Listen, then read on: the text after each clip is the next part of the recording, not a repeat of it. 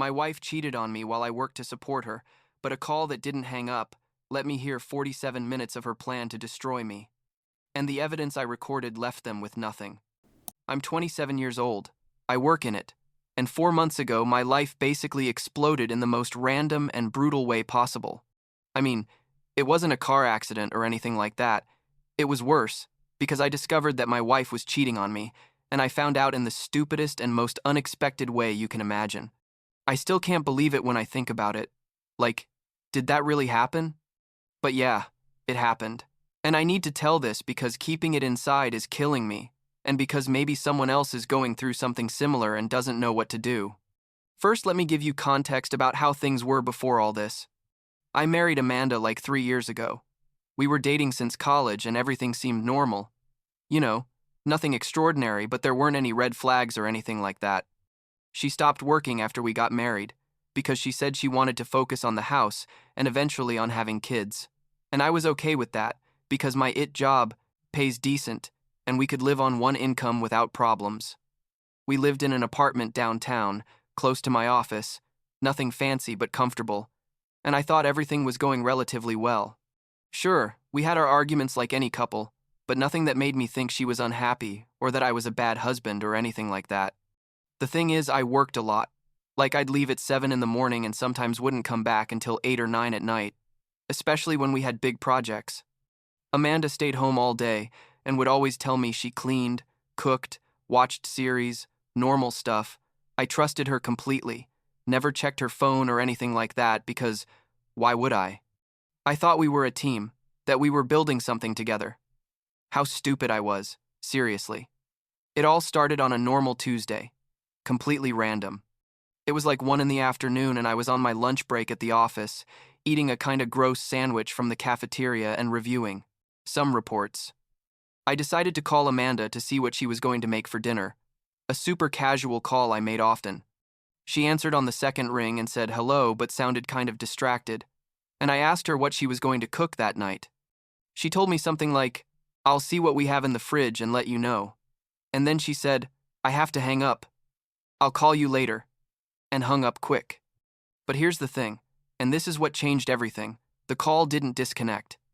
I don't know if she pressed the button wrong or what, but I was still on the line and could hear everything. At first, I just heard background noise, like she was walking, and I was going to hang up, but then I heard her say something like, "Sorry, that was my husband. I'm done talking to him." And there I froze because who was she talking to? And then I heard a man's voice say something I didn't understand well. But then Amanda laughed in a way I'd never heard her laugh with me, like flirty and playful, and said something like, "Oh, stop, don't be like that." My heart was already beating fast, but I told myself, calm down. Maybe it's a friend or something innocent. Don't jump to conclusions. But I didn't hang up. I stayed there listening.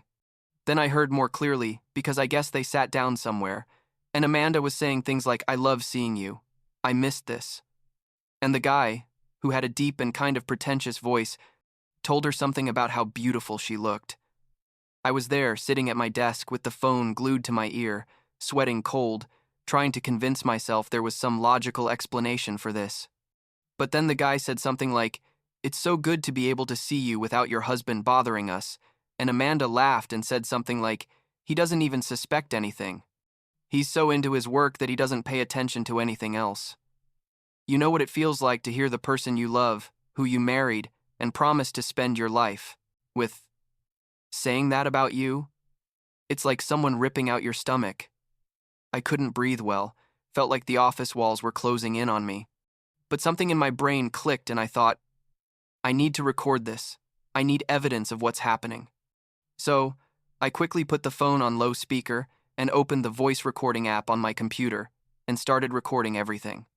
I was there, sitting at my desk, listening to my wife basically have a date with another guy for 47 minutes. 47 minutes. That felt like an eternity. I heard how they talked about how much they missed each other, how he told her she looked incredible. Apparently she had dressed up, especially to see him. How they planned when they could see each other again. At one point, the guy, who I later learned was named Nathan, asked her if I suspected anything, and Amanda said no, that I was too trusting and stupid to realize anything. Those exact words, too trusting and stupid. She also mentioned that I worked so much that she felt lonely, and that's why she had started this, as if it was my fault that she decided to cheat on me. I heard how they ordered food. I heard how they flirted.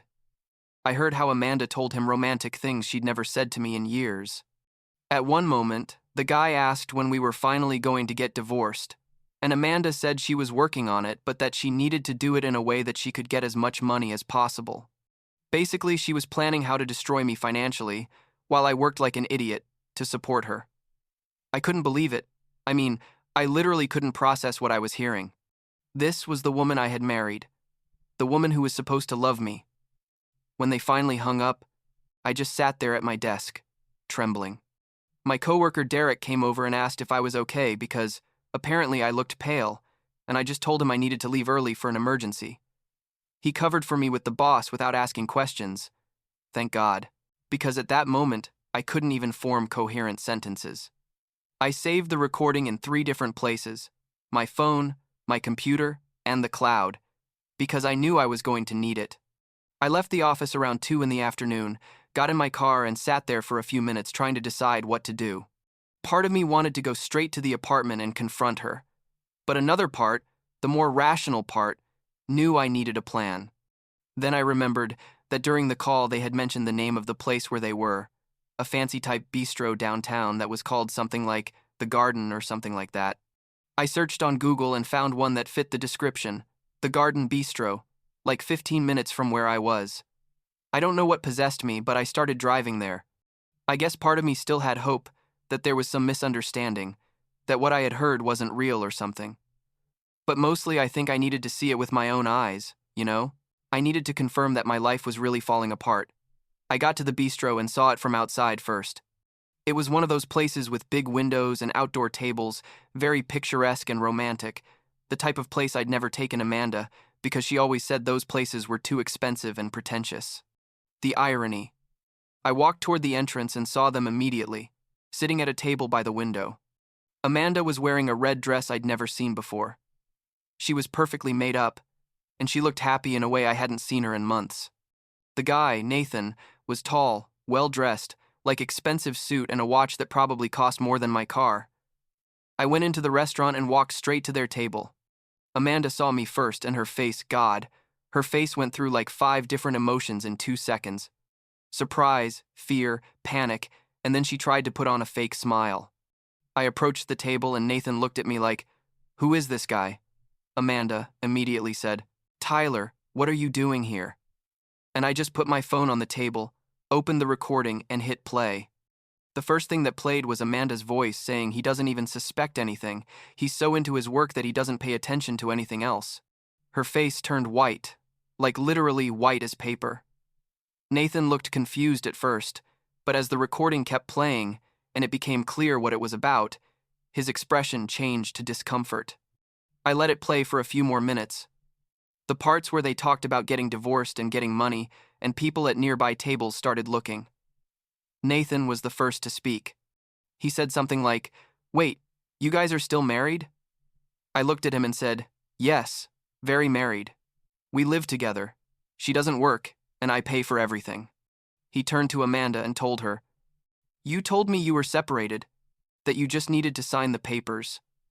Amanda tried to say something, but I interrupted her and told Nathan that it was all a lie, that same morning we had breakfast together, and that I had no idea she was seeing someone else.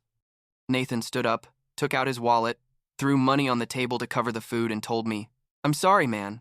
I didn't know anything about this. She told me you'd been separated for months." And he left, just like that, leaving Amanda sitting there. She tried to stop him, but he didn't even look at her. When he left, Amanda completely changed strategy.